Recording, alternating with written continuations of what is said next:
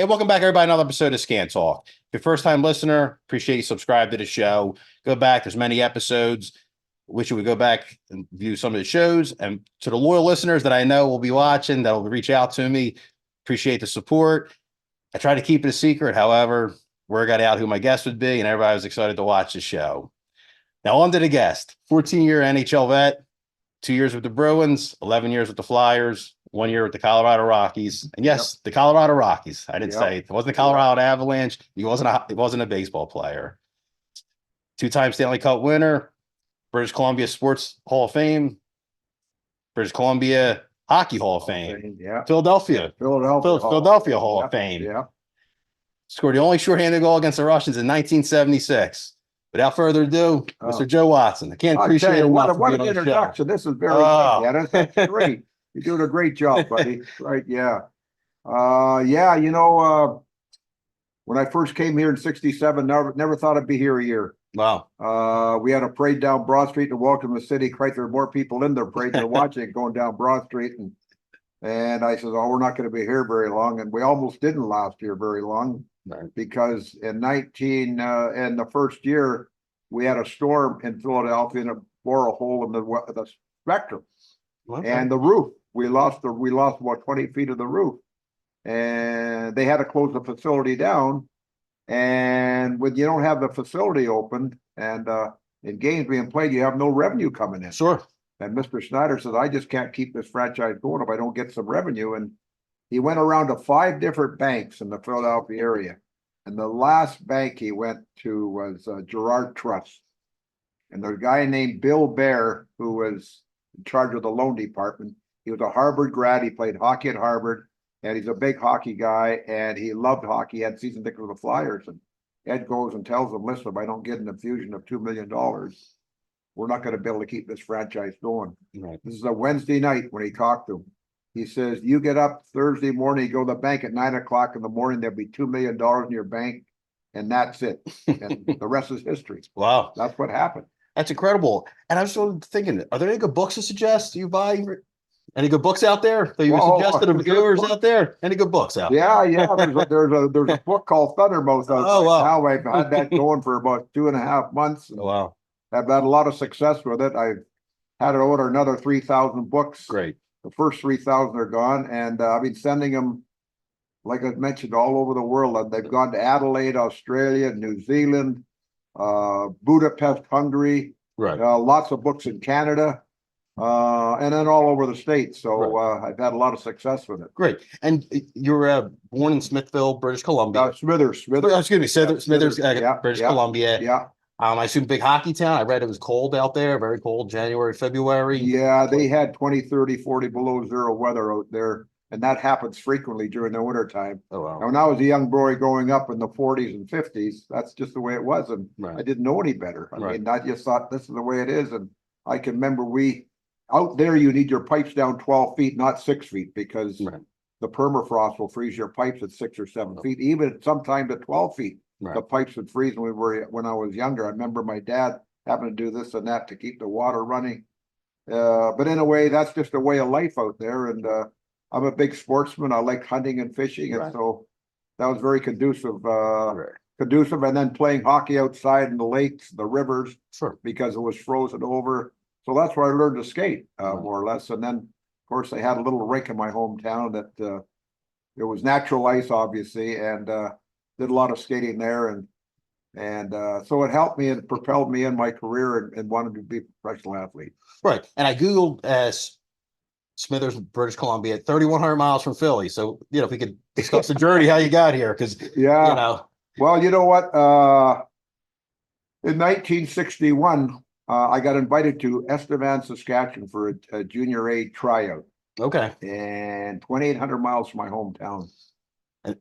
We drove, and my coach drove me there, and we get there, and I meet the general manager and the coach, and they said, well, we got 104 guys trying out for 4 positions on the team. And I said to the guy, why the hell did you invite me something like this? Right. The scout. And the scout said, Joey, if I didn't think you had a chance, I wouldn't have invited you. Right. That's all I had to hear. Right. And I knew that he believed in me, and I better believe in myself. So I had to catch their eye by doing something Uh-oh. that I'm not normally do, but I had to get in some fisticuffs to Oh, hey. catch their eye. And 5 days later, I'm still there. 100 guys are gone, and that's the start of my career. Correct. And you Yeah. won a championship in the minor leagues, and Yeah, and in Oklahoma City Oh, in the wow. minors, yeah. And we won the Saskatchewan Junior League a couple of years in a row. In 1962 and 63. We played the Edmonton Oil Kings that had a guy named Glenn Sather on oh there. yeah, Pat Quinn was on that team, and they took us to 7 games and they beat us. And then they went on to win the Memorial Cup, which is emblematic of supremacy in Canada for junior hockey. oh wow. And we could have won the damn thing, but we didn't get to the finals. And of course, Edmonton won it 2 years in a row. But anyway, it was a great experience playing junior. Right. And you played 4 games with the Bruins in 1964. Do you remember how they broke the news to you? What you were going to? Yeah, well, do I remember You had 1 breaking the news assist in to the me? 4 games. I remember getting up in the morning, going to practice. They said, "Hey, you're going to Boston." I said, "What do you mean? You're going to Boston? You're going to meet Boston in Detroit?" I said, "Really? Really? No kidding." And Yeah. Detroit was my favorite team growing up. Okay. And they had Red Kelly, and they had Ted Lindsay, and they had Gordie Howe. They had all these guys that I read about. And I had a chance to play against them. Right. And I remember they were the top team in the league that year. And at that time, I think it was in January or February, and we go in there and beat them. Boston was the bottom team, and we go in there and beat them 5-3. Oh wow. I remember that very vividly. Yeah. Yeah. I mean, what can you just explain the first time you stepped on the ice as an NHL player with Well, Arena? you know what? I had the pleasure of going to training camp in London, Ontario. That's where Boston held their training camp. Right. And when I was there for 2 years, and so I had the pleasure of practice with the Bruins and playing some exhibition games against other teams. The very first exhibition game I played against with Bobby Hull with Chicago. Right. And my God. So anyway, Jack Norris was our goalie. He was a young guy that played with me in Estevan. And in those days, they didn't wear masks. Right. Well, Bobby Hull comes down and lets a shot go, and Jack's looking for the puck and gets him right here in the forehead. He takes the scalp right off, 85 stitches. Oh, I can imagine. Oh my God, I don't know how he survived it. I don't know how he survived, but he did. But anyway, he was never the same goalie after that, because every time some guy would come down and take a shot, he'd lift his head up. Oh, yeah. Thinking it was coming out of his head. In nature. Because you didn't wear masks then. Right. And so it was very difficult for Jack. He was a good friend of mine, and he was never the same after that. But anyway, I had a pleasure playing against Bobby Hull when I was, 21 years old. And there were only 6 teams in the league, right? 6 teams in the league, yeah. So you were the top 100, 100, yeah, one of the top 96 players in the world. Right, that's playing in the National Hockey League. And then the next year you played back to the minors for a year. Yeah. Was that a little like frustrating? Did you start getting a little not antsy? Not really. I went back and I played the next year. We moved the franchise from Minneapolis to Oklahoma City, and we won the championship. And I was named first. I was in the first All-Star team, the defenseman. And so that gave me some thought of, hopefully, I think I can make the National Hockey League this next year. And Harry Sinden was my coach in Minneapolis or Oklahoma City and Minneapolis, and he became the coach of the Bruins. Right. So right off the bat, I got an opportunity to go to camp again and make the Bruins, and played with the greatest player ever laced a pair of skates on, as far as I'm concerned, Bobby Orr. Bernie Parn always talks about his slap shot. And oh my God Almighty, the position of your hands are here for stick handling. Down here, passing and shooting is up here. Right. Orr would always have his hands here. He was so strong in the forearms. And I met him in 1965 in London, and he was 135 or 40 pounds. That's all he was. Right. He goes back and gets a rowing machine. He buys a rowing machine. He puts on 55 pounds of muscle. When I met him in 66 at training camp I gets in London, I couldn't believe he was the same guy. He was 190 some pounds, and he had strong forearms. Oh my God. Oh. And then your next year with Boston, you played the whole season with 3 future Hall of Famers: Bernie, Jerry Cheevers, and obviously Bobby Orr. Yeah. I mean, that had to be. And there was guys like Murray Oliver, Johnny Busick, Teddy Green, Leo Boyvan, Gilles Murat, or myself. Yeah, we had quite a collection of guys that did well, and we were leading the score. We were leading the league in late November, and Hap Hems, the general manager of the Bruins, came in and says, and we're in New York. Never forgot this. He comes in the dressing room. He says, if our third line is going to lead our team in scoring, we're not going to win anything. And he said that, and it just broke our hearts, him saying that. He had no confidence in us. We just went straight downhill and ended up last. Right. And I never forgot that. I never forgot that Hap Hems. Right. And you were a left-handed defenseman. Yeah. Yeah. And then the next year, I mean, during that season, did you hear news that, six more expansion teams were coming? The word start leaking out. I mean, nowadays, like a few years ago, the Seattle Kraken were going to be the 32nd team. That's all you heard about for a few years. Sure. As a player, was that a little more confidence knowing if someone work with Boston? At least there's now 120 more. Yeah, 120 more players. But I just felt that I cracked the lineup in Boston in '66. Right. And there's no reason to let me go because I beat out two guys, Dallas Smith and Gary Doak, for a job that year, and they sent them down the minors. Now the expansion draft comes, you're allowed to protect 10 players out of the whole organization. How many players were in your organization? Approximately? Out of the whole 10, there was about 30 players in the organization. You protect 10 of the 30. Yeah. Okay. And so in a way, to make a long story short, they didn't protect me. And I was the first player taken. Besides, they took goaltenders first, and then you built a team. And they lost me, and they tried to get me back, but Philadelphia wanted too much. So I'm glad I came to Philadelphia. Initially, I was shocked and upset. But best thing never happened to me. That's my next question. What was your initial reaction? Disappointment, excitement? Yeah, very disappointed. Sure. Very disappointed. But they went on to win a couple of Stanley Cups. And of course we played them in '74 and we beat them to win our Stanley Cup. Games are on YouTube if you're out there watching. Oh yeah. God, yeah. I mean, it was so different. But of course, my good friend, he was very disappointed, very disappointed. He thought they were gonna beat us.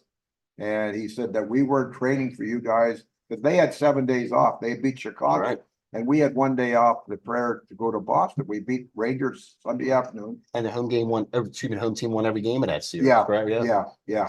And then we had to go to Boston, and I pick up a Boston Globe on a Monday afternoon, read this article that says, this is anticlimactic. We just beat a better team to get the finals, and we're going to play for the final of the Stanley Cup. And I said, who the frig made that statement? Right. And it was Freddie Shiro. I said, holy, right. Who's the head coach, Fred Shiro? Yeah. And I said, Freddie, how can you say that? He said, Joe, we're not going to show them any respect. Right. We're not showing them any respect. We're going to, this is what we're going to, this is how we're going to play them. Right. Hopefully beat them. Right. And that's what we did. We played them, and we played them hard, and we were very physical. Right. And there were a lot of fisticuffs in that series. Right. Oh my God! You wore out Bobby Orr, right? Yeah, and Freddie says this is what we're going to do. The unwritten rule is never shoot the puck in his corner. Never shoot, but we're going to shoot it in his corner. The buildings are hot. They're going to wear him out. And the first 3 or 4 games, he was very dominating. The last 2 or 3 games, he wasn't dominating. He was worn out because he was playing 35, 40 minutes a game. Right. And the buildings are warm at that time, and you just wear yourself out. And so after we win the thing, I talked to him, and he says, wore me out. He says, well, that was the plan. Every time we shot the puck in your area, we make you go back and get it. Right. And we make you exert some energy. We try to be physical with you, make you go around the guy instead of trying to go this way. We make you exert all the energy we could out of you. And he didn't dominate the last couple of games. Right. He was worn out. Right. And Freddie Shiro as a coach, who would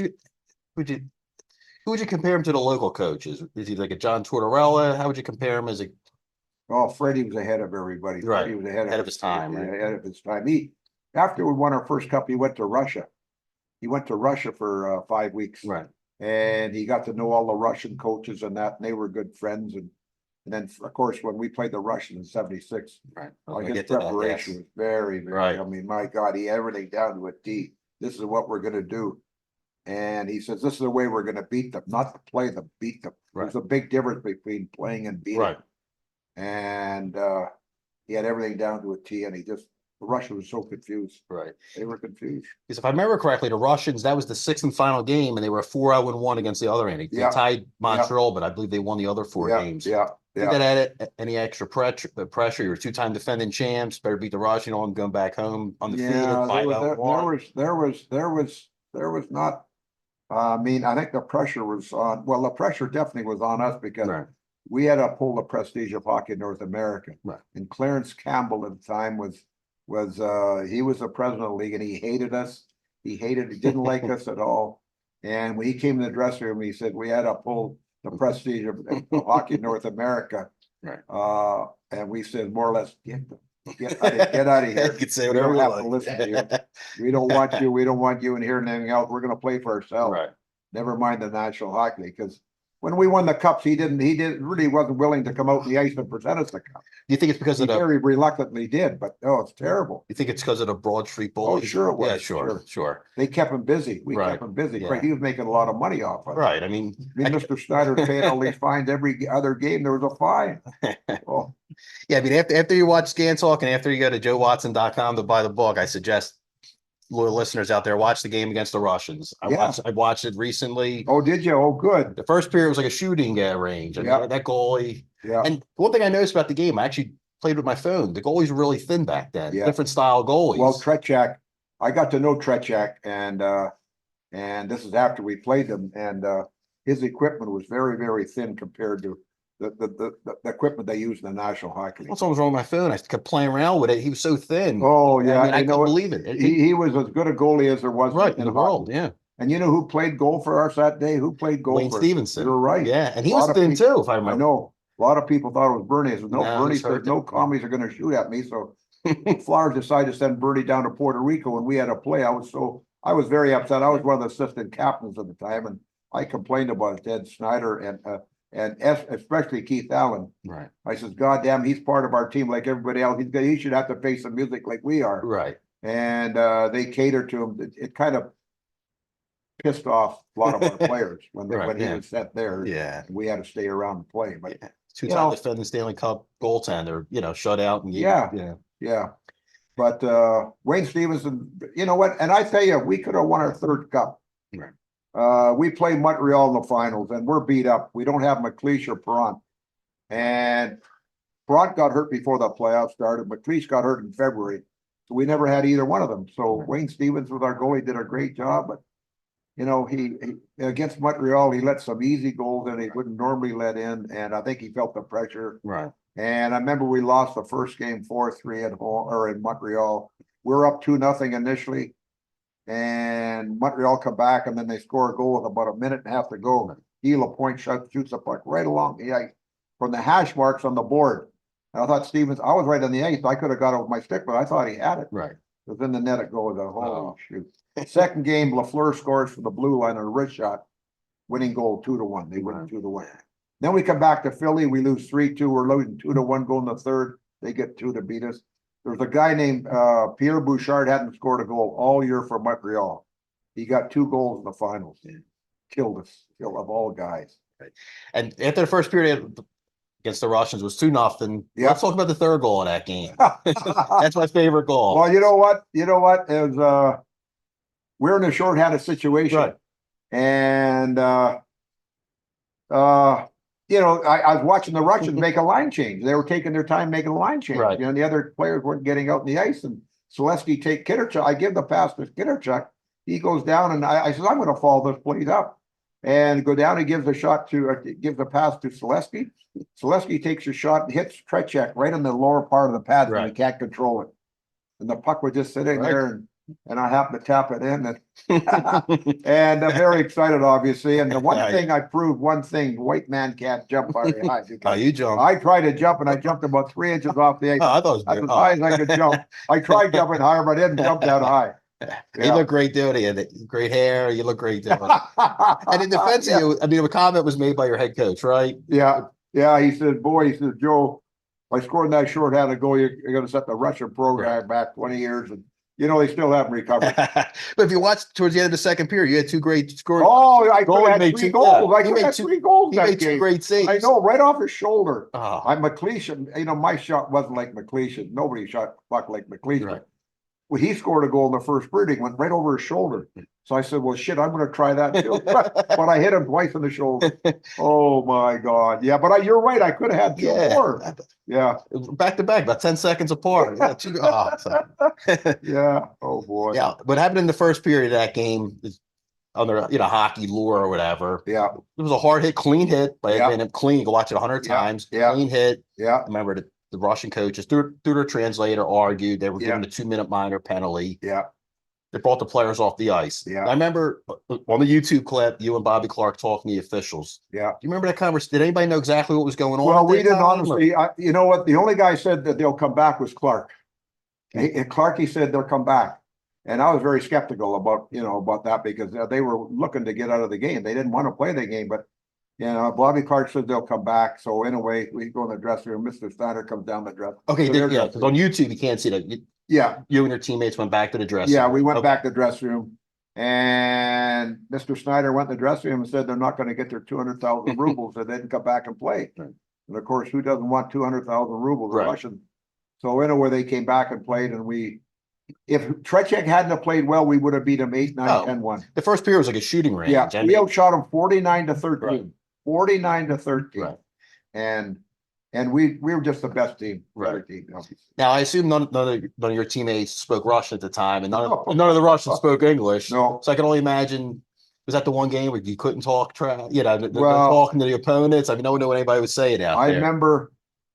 I remember we had a practice on a Saturday afternoon, and the Russians practiced first, and we were watching them. Holy shit, they were going all over the place. They were, oh my God, look at these guys. They can move. The way they move the puck and shoot it. So, and then Freddie said, we're going to have a full-fledged practice. Well, then Freddie decided to change his mind. Right. He says, go out there and do whatever you want. Right. So we go out there and fool around and everything else. The Russians are waiting to scout us because Freddie knew they wanted to scout what we were doing. Right. And so we just go out there and fool around and they probably thought it was going to be an easy game. But in a way, that day after our practice and their practice, we go in the Blue Line Club in the Spectrum. And they have the press from all over the world there. So in a way, they start introducing the Russians. They get light applauses, and then they start introducing the Flyers, and they come to number 8. And Dave Schultz, all of a sudden, the Russians were looking around. Where is this guy and everything else? And then we knew that they were a little nervous about this game. So I believe the previous year, 1975, Dave Schultz had 472 penalty minutes. I mean, that doesn't even sound possible anymore in today's time. Right. That's not, you can't get that in a career anymore when the hockey's played. So true. I'm sure they had happy feet during that game. Yeah.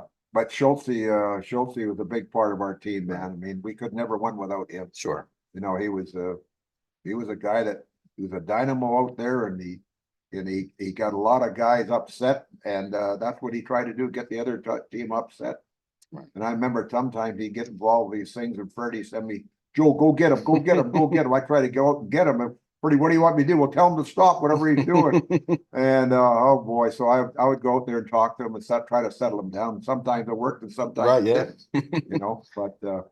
But anyway, he was a big part of our team. Schultz, he really was. And then going back to the expansion draft, what was your first impression of the city of Philadelphia? You played in Boston for the prior year. Obviously, I'm sure you never stepped foot in Philly prior to. No. Well, you know what? My first impressions is we had training camp in Quebec City. Okay. And then we came down to Philadelphia, and the bus picks us up. It's going to take us over the Spectrum. Right. They're working on the Spectrum. And so in a way, we're going over the old Penrose Avenue Bridge, and we come down the right-hand side. I see this machine over there, and I see all these vehicles all lumped up on top of one another, and there's a machine there, and it's grinding up these goddamn cars. I said, holy Christ. So I asked the bus driver, I said, oh, what's that machine doing? He says, the mafia own that. I said, oh, yeah, okay. And he says, yeah, when they get rid of people, they put them in the cars and they grind them up together. Wow. That was my first impression of Philadelphia. And I said, holy God, what the hell are we doing here? And then we had a parade down Broad Street. Like I mentioned early on, there were more people in the parade that were watching it.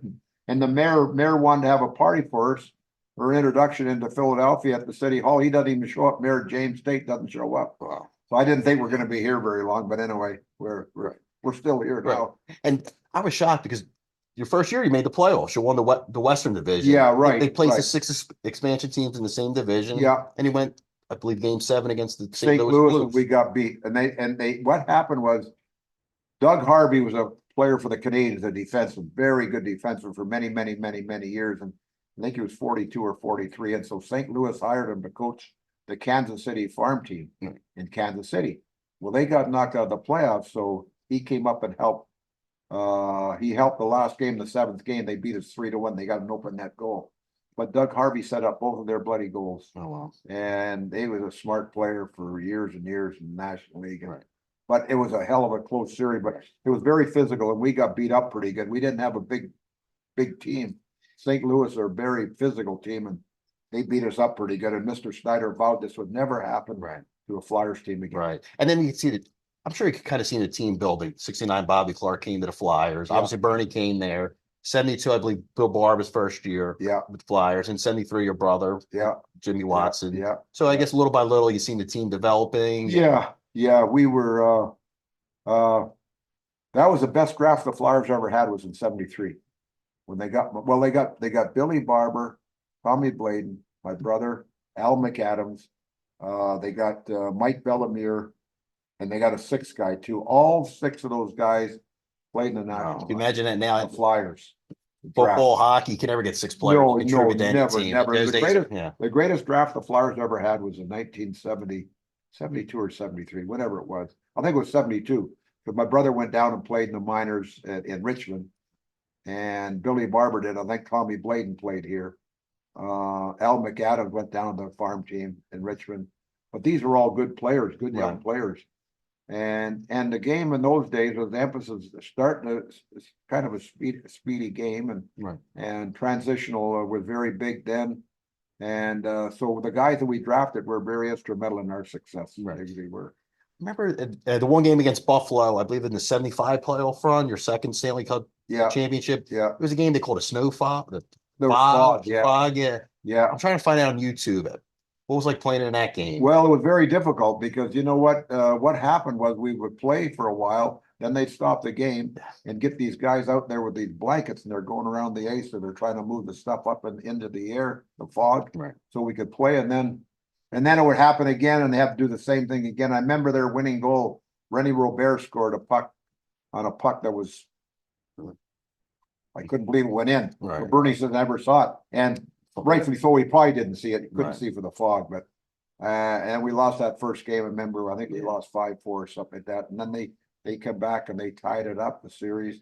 Then we come back to Philly and we beat them 5-1, I think 5-0 or something like that. And then we beat them 2-0 in Buffalo 6th game.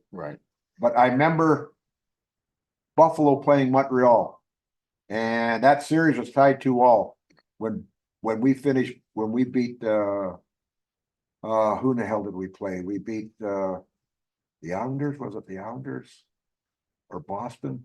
I don't know who, but anyway, when we won that series, the other series was tied 2-2, and then of course Buffalo won the next 2 games. Montreal, I don't think, wanted to play us. So their guys went. They said, "The hell with it." But then 76, they wanted to play us. They beat us. Because I know when I went to the Phillies parade in 2008, as they were prepping the parade, they said no matter how many people will be here, there will never be as many people that were at the Flyers parade in 1974. Can you just explain that day when you woke up, getting on the the team? I can only imagine that day. Yeah, you know what? I lived in Gladstone Towers in Lansdowne, and I was going to the parade. And so I go in this drugstore. My wife is with me, and we're going to the drugstore to get some film. So I go in the film, and I says, I'm looking for some film. They said, "Oh, didn't you hear the Flyers won the Stanley Cup?" I said, "Oh, okay." And but we have no film. I said, "Really?" So I started walking out the store, and somebody yelled, "That's Joe Watson!" That's Joe Watson. We took off. We got the hell out of there. My wife should have charged you, right? They better not charge you for that film, right? But anyway, the parade was, and the best part of the second parade was streaking was in.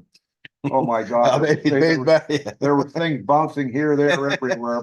But they were, lo and behold, it was a sight to behold. Oh, I can imagine. Yeah, it was a sight to behold, but it was fun. They were fun times. I can imagine. Yes. Yeah.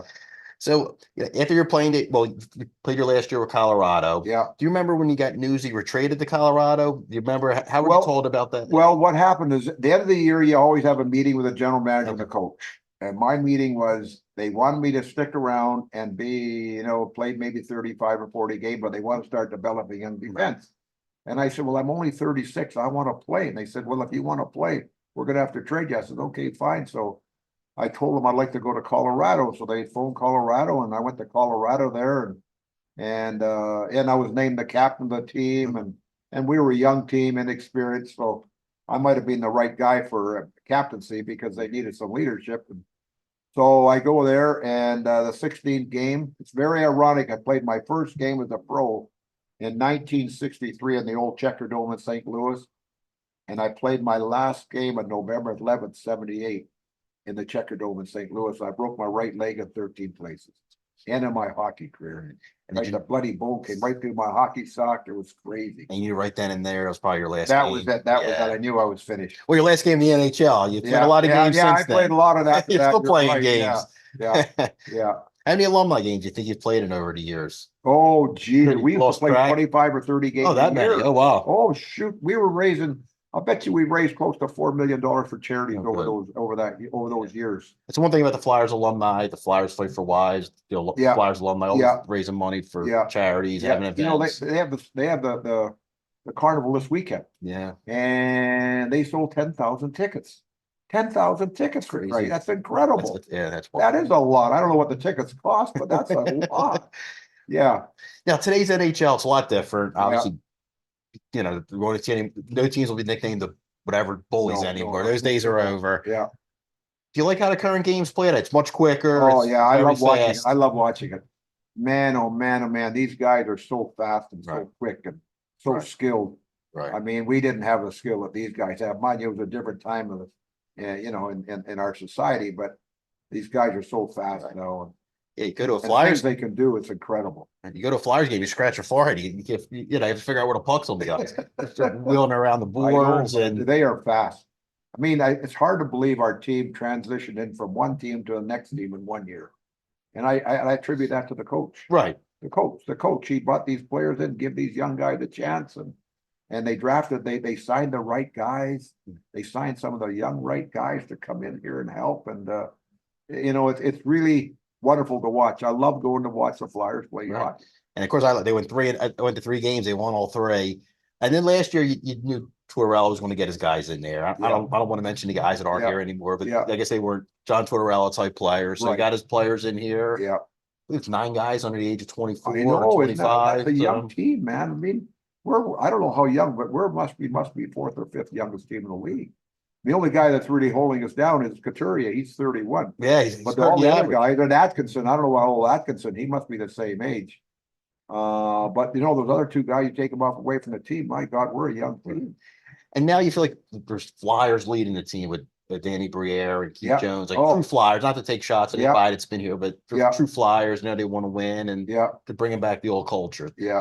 There's a lot more conversation about the Flyers in the last year, you know, with my friends and, you know, on social media, and there were probably the last 7 or 8 years combined. Last 3 or 4 years, sure. Yeah. So, and, but anyway, I'm excited about what our team is doing. And we got Mishkov, if we ever get Mishkov out of Russia. They stole him. Oh my God almighty. I mean, that will be a really accomplishment for the Flyers if they get him out of there. If they get him out of there next year or the year after, they're probably going to have to pay the Russians some money to get him out of that country, because he's a big draw over there too, you know. Right. Yeah. Right. Except I was at Xfinity Live. I believe you were at Xfinity Live for the draft, right? Or excuse me, at the Live Casino. Live Casino, yeah. When the previous player was drafted, I forget who was drafted. Everybody started cheering. You know, the player fell right on their lap at 6. That's really a franchise-changing player. Yeah, so that's He's going to be the Kiprasov the guy in Minnesota. Is it not Kiprasov? What? I forget his name, but anyway, he's a very skilled player too. Other Russian. This Mishkov, man. Yeah, that could be that's a franchise. That's a Austin Matthews or Connor McDavid right there. Can I ask where you can buy your book at? JoeWatsonOfficial.com. Yes. Just go Joe. I just got 5 orders today from Kamloops, British Columbia. Oh wow. Yeah, 5 book orders, and this guy heard about it. He didn't know about it, but he heard about it from somebody, and so we ordered 5 books today. Yeah. Oh, great. JoeWatsonOfficial.com. Yes. Get you the book. Right. Yeah. Please order after you watch Scan Talk. Please go to JoeWatsonOfficial.com. Yeah. Yeah. Yes. I'm excited. I'll be reading this all summer long. Oh, good. I look- It's good. It's a good story. I mean, there's, if you look at the book, there's pictures associated with the story, Right. opposed to sometimes people do a book, most of the time, they have all the pictures in the center of the book. Right. Well, now when you get to the center of the book and look at these pictures, and then you look, well, where in the hell was this picture? Right. What story was this a picture associated with? Yeah. So in a way, people, I think that's the proper way to do it. It's a little more expensive, Right. but we sold a lot of books, Right. and like I said, all over the world. So it's worked out well. Right. And whose idea was to write the book? Well, when we were in Russia 5 years ago, Bill Meltzer came with us on the trip, and he was sending these stories back to America, and we were getting good response on it. I said, "Holy shoot, I didn't know this." So we came back, and then I said to myself, "If I ever decided to do a book, I should get him to write it." And I've had such great response on the book. Right. We've had these people that have read it and have given us a rating. They got a 4-point rating on 4 out of 5, both books, or both the right, or whoever they are, wherever they're called. They read the book and then they rate the book, and so we got 4 out of 5, both of them, which is really good. Right. Yeah. Yes. I look for a first cloudy day this summer. I'm going to open the book and You're read it. I okay, look yeah. forward to it. Yeah. Yeah. All right. In today's game, is there any player you kind of reminds you of yourself? I mean, I know it's a lot different now. I mean, Yeah. you know. I was a very defensive-minded defense. Right. You know, and I like watching Nick Sealer. Nick's a better skater than I am. He's a tough guy and everything else, but he plays the game. He plays the game really tough. Right. And I try to play it that way, but I wasn't big and strong like he was. There are probably other player, but one that comes to mind is Nick Sealer. I really Right. love Okay. watching him play because he gives everything he has. Right. And that's all you can ask of somebody, you know. Right. Yeah. Final question. Is there anything in hockey right now you wish you would like, any rule changes? Do you like all the rule changes now to 3-on-3 and the goalie shootout? The only thing I don't like about 3-on-3 or shouldn't be allowed to take the puck out of your zone. Right. Because Once you get it in the offensive zone, you got to keep it there. right. Because the first year or two it was fast paced back and Yeah. forth. Now teams are holding the puck, they're getting Yeah. their players on there. That's right. Yeah. Yeah. And they want to get the right players out against the right players they're playing against. Right. And you look at that last night there, I watched who in the hell was it? Vegas beat Seattle. I think it was Seattle. And Vegas was down 4-1 or 4-2, and they tied it up, and then they go into overtime, and they finally get the right matchup out there, and Vegas wins it 5-4. Right. Yeah. 5-4. Because I remember the first 2 years was so exciting. It was like, team would take a shot, it goes the other way. Right. Now, get her backtrack and set it up, purposely wearing out the defense. Yeah. We think they could change that. Yeah. Shot clock in, or Well, I don't know, but you know what? If they want to allow them maybe to come out of the blue line to go to center right, but not go all the way Right. back and then come all the way down and back and forth. It's kind of crazy. they like basketball having over and back, or Yeah, some yeah. type You of- know what? They should just go maybe to center ice. You can't go beyond center ice. Right. Once you have control of the puck. And if you do, then you just leave the puck and let the other team get it. Right. But that's the one thing they can change if they Right. could change it. But it's exciting, boy. You get 3-3 and you get chances like Right. they do. Oh my God, Yeah. it is. Get your star players out there and let them Right, all the ice, right. all the space Yeah. from the ice. And Yeah. well, I just want to thank everybody for tuning in to Scan Talk. Please go to Joe Watson official.com. And you'll get the book. Yes, Yeah. please do it. And once again, thank you for watching. I can't thank Mr. Joe Watson enough for appearing here. This is Oh, really remarkable. well, So thank happy you very for much, coming. Dennis. I Thank you so appreciate much. it. Yeah, Appreciate God, it. yeah. Sure. All right. Thank you everyone for watching.